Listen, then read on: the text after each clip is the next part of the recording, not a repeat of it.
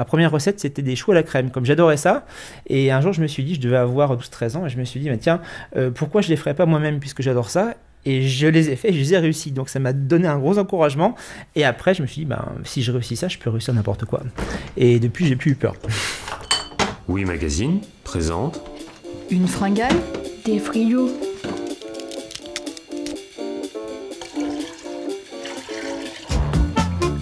Autopsie de frigidaire, psychologie de comptoir bruit de bouche et borborigme.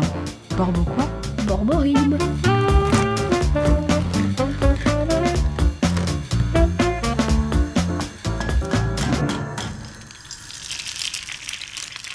Si le nom de Christophe Duhamel ne vous dit rien, vous connaissez sûrement Marmiton.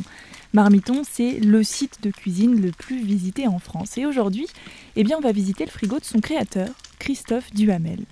Il y a presque 20 ans, ce passionné a lancé son site internet avec un objectif, rendre la cuisine accessible à tous. Dans son frigo, on ne trouve que des produits bio, locaux et de saison. Et cette boîte en métal bleu, alors, qu'est-ce qu'elle contient ? Je cuisine chez moi, beaucoup, parce que on est 3, donc il y a ma femme et ma fille. Et en fait, moi j'aime bien cuisiner, donc ma femme me laisse faire avec plaisir.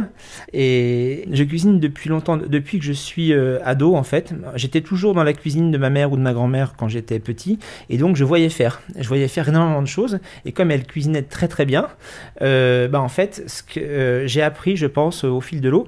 Et après, quand j'ai été un peu plus grand, je me suis appliqué à reproduire tout ça. Ma grand-mère a vécu la Deuxième Guerre mondiale, les restrictions alimentaires, l'époque où il y avait des tickets de rationnement à Paris. Donc, elle, je ne l'ai jamais vue gâcher quoi que ce soit. Autant dans l'assiette, il n'y avait jamais rien qui ne se mangeait pas, mais en même temps, elle recyclait à travers des bouillons. Enfin, c'était vraiment un modèle d'économie, de recyclage, parce qu'elle avait connu des moments où elle n'aurait pas pu s'en passer. Donc, elle respectait ça ensuite. Aujourd'hui, justement, on va faire un plat qui utilise des restes. On a fait un poulet rôti, c'était dimanche, et il nous reste encore un petit peu de chair de poulet. On va l'utiliser avec du reste de pain qui a quelques jours pour faire des tomates farcies. le frigo, Là, qu'est-ce qu'on va trouver? On va trouver des petites pâtes fraîches du traiteur italien du marché bio de Raspail, qui sont très très bonnes. Petit brocoli acheté sur place. Alors ça, c'est un coffre dans lequel je mets des saucissons, parce qu'en fait, ma femme en a marre d'être tentée, donc elle m'a dit, mais maintenant tu les mets sous clé. Donc il y a une boîte bleue en métal voilà. Dans le frigo, c'est que pour le saucisson. C'est que pour le saucisson, parce que moi j'adore ça. Alors j'essaie d'acheter du saucisson qui soit sans nitrite. Il n'y a pas beaucoup de producteurs en France qui le font, parce qu'il y a quand même l'histoire du nitrite. Tout le monde dit, mais c'est pour éviter le botulisme, tout ça c'est une vaste blague. On n'a pas besoin de nitrite, c'est juste que grâce au nitrite, la production prend 10 fois moins de temps. Alors ça va nous servir. Ça c'était dans la livraison de la ruche de samedi. De la chair à saucisse, du jambon artisanal du marché Raspail, du beurre bio, des petites asperges qu'on a fait cuire hier soir. Alors, je vois que vous avez que des boîtes en verre. Oui, c'est parce que en fait, la matière plastique, on n'aime pas trop, par la peur des phtalates et autres matières plastiques. Et puis on a toutes sortes d'huiles. Alors huile de lin pour les oméga 3, huile de noix, pareil, oméga 3, et surtout parce que le goût de l'huile de noix en assaisonnement, c'est super bon. Huile de germe de blé, alors ça je crois que c'est les oméga 9, je sais plus exactement. Voilà pour le frigo. Donc là, on est parti pour faire des tomates farcies. Exactement. la recette, Donc on va sortir le poulet. Alors normalement c'est avec du lait normal, mais là j'ai que du lait d'avoine, mais ça ira très bien ça donnera un peu plus sucré à la farce. Moi je suis un cuisinier gourmand, c'est-à-dire que j'aime bien les choses gourmandes.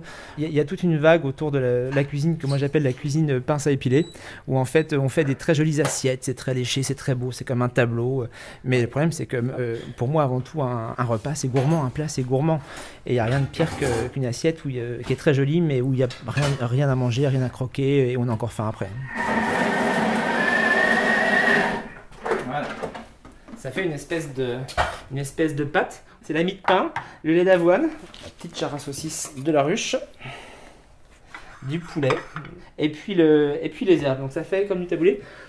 Ça, c'est assez parfumé parce que c'est parce que tout simplement il y a beaucoup d'herbes. La cuisine, c'est aussi savoir s'inspirer du moment. Pour moi, la saisonnalité, c'est quelque chose d'important. C'est aussi lié au rythme de la vie, aux besoins du corps. Et au-delà de ça, il y a aussi l'impact sur la planète. Pour moi, c'est très important de faire plutôt appel à des produits qui sont proches et qui n'ont pas une charge carbone gigantesque. Welcome back, petits oignons. Hop, oui, voilà, il est temps de les sortir. On va le mélanger à notre farce. Voilà. Donc là, les tomates sont remplies généreusement. Ah oui, on déborde. Ici, pas de chichi, on y va. Voilà. Les tomates sont prêtes à être mises au four. C'est ce qu'on va faire. Alors, mon conseil, c'est plus de les cuire à 130-140 degrés pendant 2 heures, 2 heures et demie. Et après, de donner un petit coup de boost à la fin pour griller un petit peu sur les côtés à 200 degrés pendant 10 minutes. Si on aime bien avoir différentes textures, c'est sympa aussi de composer une assiette avec plusieurs choses dedans. Donc j'aime bien mettre une tomate d'un côté et un petit dôme de riz à côté. Ça peut être sympa. Merci à Christophe Duhamel de nous avoir ouvert son frigo, son four et ses tiroirs. C'était un reportage de Pauline Boulet avec un générique signé Boris Mélinan. Vous pouvez retrouver tous les épisodes d'Une fringale des frigos sur magazine.laruchekidiwi.fr. Bonne journée à tous, la bise à tous les gourmands.